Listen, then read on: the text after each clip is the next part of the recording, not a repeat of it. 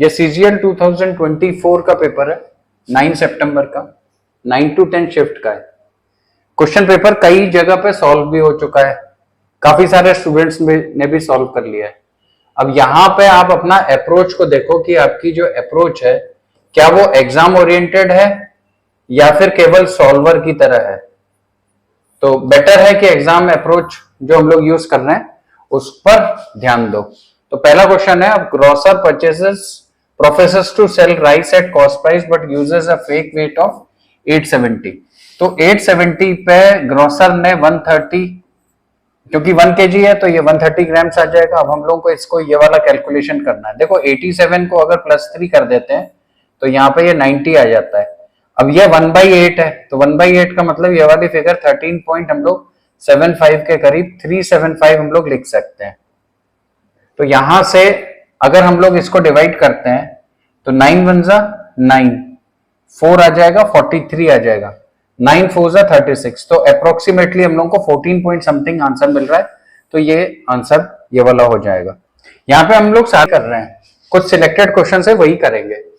तो ये question number 3 है, in a circular race 840 A and B start in same direction. यहाँ पे सेम डायरेक्शन है, from the same point at a speed of 6 and 12 metre per second. अब जब same direction है हम लोगों की तो यहाँ पे हम लोग रिलेटिव स्पीड को लगा लेंगे, 12 - 6 के हिसाब से 6 मीटर पर सेकेंड का आ गया। After how much time will they meet next है, तो directly time is equal to distance upon speed हो जाएगा, आंसर आ जाएगा 140। तो 140 सेकेंड्स, बस केवल इतना करना है एग्जाम में, इससे ज्यादा नहीं करना है। आगे बढ़ते हैं। देखो अगर ये सॉल्यूशंस तुम लोगों को नहीं समझ में आ रहे हैं तो इसका मतलब यह है कि अब आपको प्रैक्टिस की बहुत ज्यादा जरूरत है। चलो नेक्स्ट क्वेश्चन देखते हैं। Let O be centre of the circle and AB and CD are two parallel chords on the same side of radius. समझ में आ जाना चाहिए कि ये रेडियस के सेम साइड में, यानी एक कॉर्ड हमारी यहाँ पर है, एक कॉर्ड हमारी यहाँ है, कुछ ना कुछ इस तरीके से। OP is perpendicular to AB and OQ, ये पहले से मालूम भी होता है। AB is equal to 10, CD is equal to 24। तो ये वाली अगर 24 है यहां से आएगी तो ये वाला 12 हो जाएगा, और यहां से ही हम लोग ये ड्रॉ करेंगे तो ये 5 हो जाएगा। अब ये PQ हम लोगों को 7 दे रहा है। अब पाइथागोरस ट्रिपलेट अगर हम लोग डायरेक्टली यूज करें तो 5 12 13 की पाइथागोरस ट्रिपलेट क्या इसमें अप्लाई हो रही है? तो हाँ हो रही है।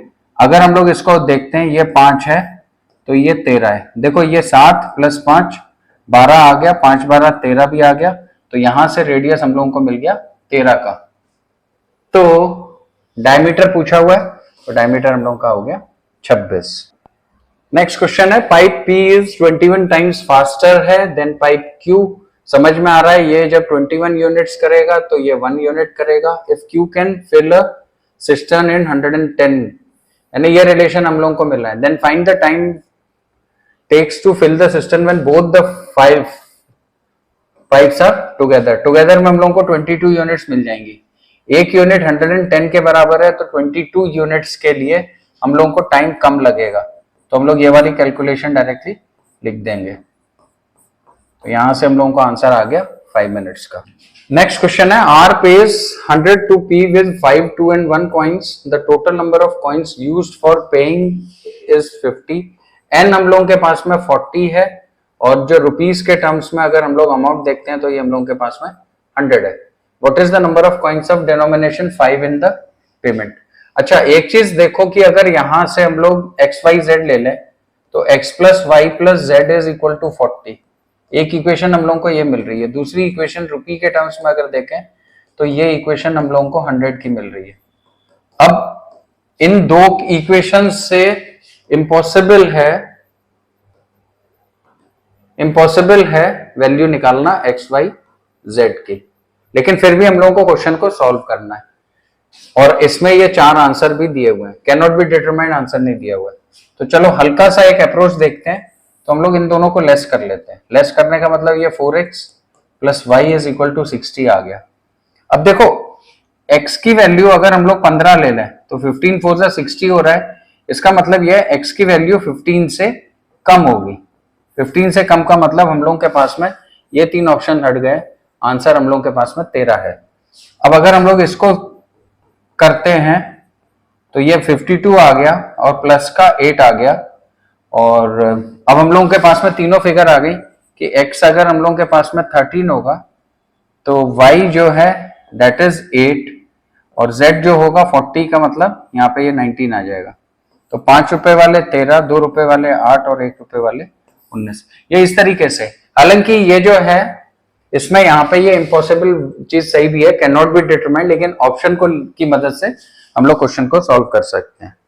तो ये एक काफी अच्छा क्वेश्चन है जो जिसमें बच्चे परेशान भी हुए थे, ये देख लो। आगे बढ़ते हैं। क्वेश्चन नंबर 10 है the radii of to cons. देखो यहाँ पे ये रेडियाई ऑफ टू कोन्स है 2, 5।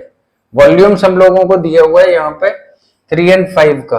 हाइट पूछ रही है, वॉल्यूम अपॉन आर स्क्वायर करना है। ये चीज हम लोगों के दिमाग में एक बार में आ जानी चाहिए।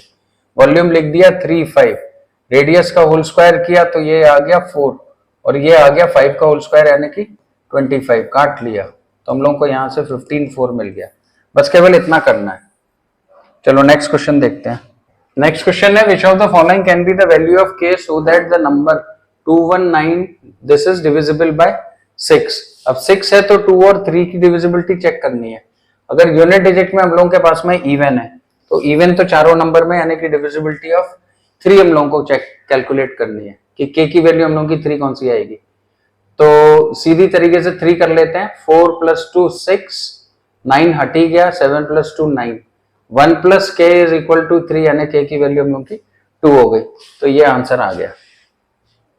नेक्स्ट देखते हैं। नेक्स्ट क्वेश्चन है in an election between two candidates 5% of the voters did not vote, 10% of votes were declared invalid while all the valid votes were cast in favor of either of two candidates. The candidate who got 59.375 of the valid votes was cast declared elected by 2484. देखो जो line important है वो ये है कि the candidate who got valid votes, यहाँ पे ये valid votes का चक्कर है। चलो, और हम लोग को y की वैल्यू निकालनी है तो हम लोग क्या करते हैं कि अगर हमारे टोटल वोट्स हमने 100 ले लिए, टोटल वोट्स अगर हम लोग ने 100 ले लिए तो इसमें से y चले गए यानी कि रिमेनिंग हम लोगों के पास में आ गए 100 - y। अब सेकंड जो फैक्टर हम लोगों का काम कर रहा है वो ये कर रहा है 10% of the votes were declared invalid. तो आउट ऑफ 10 हमारा एक इनवैलिड हो गया, बचा 9। अब ये जो ऊपर की जो कैलकुलेशन हम लोगों की यहां से लेकर यहां तक की, ये हम लोगों की वैलिड वोट्स की कैलकुलेशन है। अब यहाँ पे इस वैलिड वोट्स के दो पार्ट डिवाइड हो रहे हैं, एक विनर को मिल रहा है और एक लूजर को मिल रहा है। जो ये लूजर है तो विनर को 59.375 देता है, ये 125 × 3 है तो 59 3/8 हमने यहाँ पे लिख लिया 59 3/8। अब क्योंकि हम लोग इसको 100% कंसीडर कर रहे हैं तो लूजर जो है वो 100 - 59 3/8 करेंगे तो ये हम लोगों को मिल जाएगा 45/8। ये कैलकुलेशन निकल के आ रही है तो लूजर हो गया 45/8।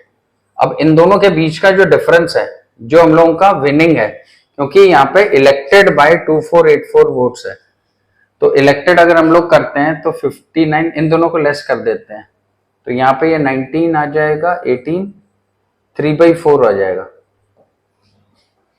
अब ये हो गया 18 3/4। ठीक है, तो ये वाली जो कैलकुलेशन है इस वाली कैलकुलेशन को हम लोग लिख सकते हैं 100 - y अपॉन 100 इंटू 9/10 इंटू 18 3/4% में है, 18 3/4% में, तो दिस इज 75/400। तो ये वाली वैल्यू हम लोग ने यहाँ पे लिख ली 75/400। अब देखो ये वाला जो मार्जिन है ये 2484 के बराबर है तो 2484 अपॉन टोटल वोट्स हम लोग के 16,000। इस कैलकुलेशन को हम लोग कर लेंगे और ये क्वेश्चन सॉल्व हो जाएगा। क्वेश्चन करते हैं, 9 से इसको काट लेते हैं तो ये 9 2 76 हम लोगों को मिल जाएगा। आगे 3 से काट लेते हैं तो ये 25 हो जाएगा और ये होके 92 आ गया है। आगे के कैलकुलेशन को देखते हैं, 1 2 3 1 2 3 और एक फिगर हम लोगों को यहां से ये 4 की मिल रही है, 25 इसमें चला गया तो ये 100 आ गया तो ये पूरी फिगर हम लोगों की कैंसिल आउट हो गई। तो हम लोगों को यहाँ पे 100 - y बराबर 92 के मिला, y की वैल्यू हम लोगों को 8 मिल गई। ये एसएससी का सबसे अच्छा क्वेश्चन मुझे लगा, जिसमें आप ये वाली अप्रोच को यूज करो और क्वेश्चन जल्दी सॉल्व हो जाएगा। एक कैलकुलेशन जरूर थोड़ी सी इस वाले पोर्शन में कैलकुलेशन है, ये वाली कैलकुलेशन देख लेना। इसको फ्रैक्शन में चेंज करोगे तो वो बेटर रहेगा, माइनस करने में आसानी रहती है। नेक्स्ट क्वेश्चन है, article is marked at 550 if it is sold at a discount of 40% then the selling price becomes 10% more than cost price. देखो 10% मोर देन कॉस्ट प्राइस है, समझ में आता है कि हम सीपी और एसपी का अगर यहाँ पे ये देख लें तो 10% मोर का सेलिंग प्राइस हम लोगों को 11 मिल रही है। अच्छा, अब यहाँ पे ये 40% डिस्काउंट है, 40% 2/5 होता है, तो 5 में से 3 की हम लोगों की सेलिंग प्राइस आ गई 2 का डिस्काउंट लगाने के बाद में। जब हम लोगों की एमआरपी 5 की है तो हम लोगों की 3 सेलिंग प्राइस है, इनका रेशियो देख लेते हैं। तो ये 30 आ गया, ये 55 आ गया। अब एमआरपी यहाँ पे तो 550 दी हुई है ना, तो इंटू 10 करके 550 हो गया, तो यहाँ पे भी इंटू 10 करके ये वैल्यू कितनी आ गई, 300 की आ गई। तो ये वाला क्वेश्चन सॉल्व हो गया। चलो नेक्स्ट क्वेश्चन देखते हैं।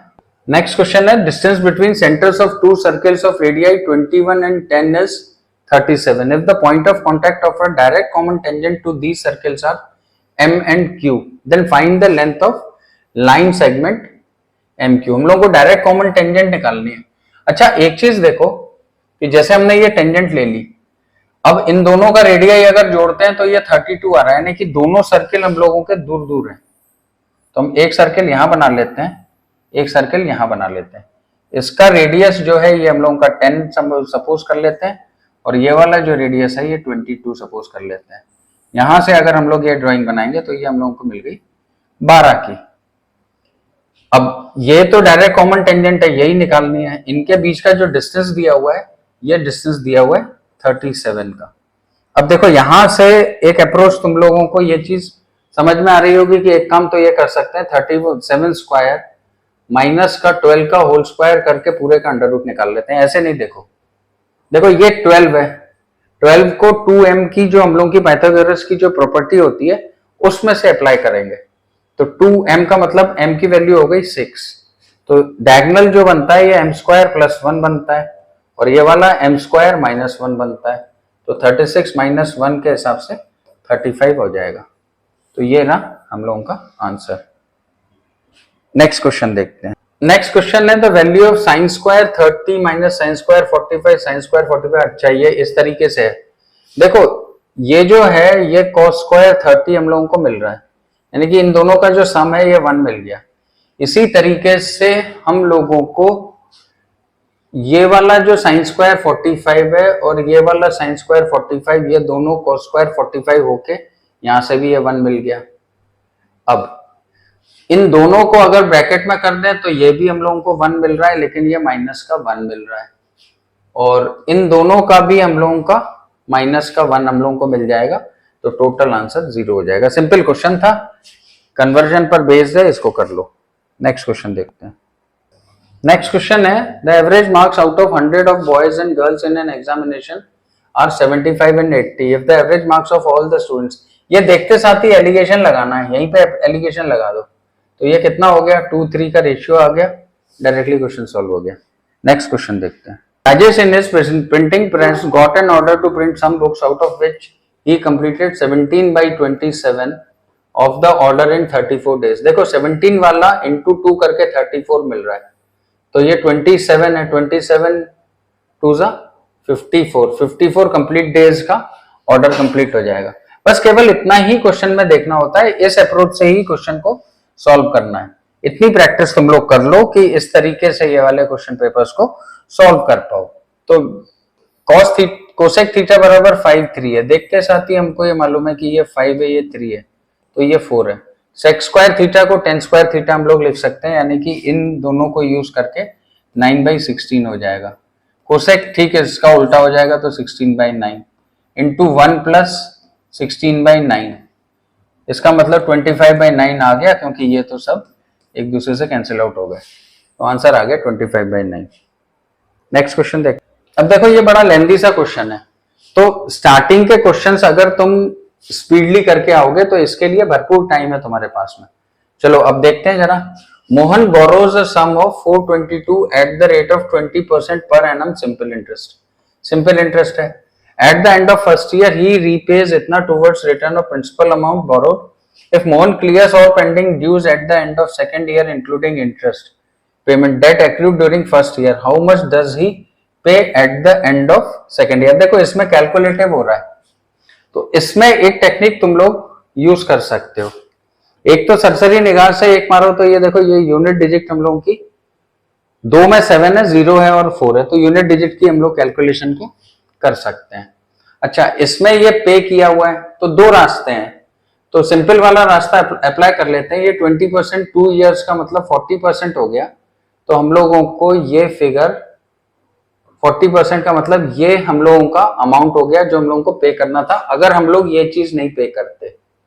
लेकिन क्योंकि इसको हम लोग ने 1 साल के बाद में पे कर दिया है, तो इसका जो अमाउंट है ये इस वाले में से लेस कर देंगे। अच्छा, इसका तो 1 साल की ब्याज है, 1 ईयर की ब्याज है, तो ये 1.2 हो जाएगी। अब देखो यूनिट डिजिट है ना, तो हम लोग क्या करते हैं, हम लोग इनका मल्टीप्लीकेशन कर लेते हैं इन दो फिगर का। जब यूनिट डिजिट निकालनी है तो 2 डिजिट ले लेना, सिंपल हो जाएगा। तो जरा कैलकुलेशन करते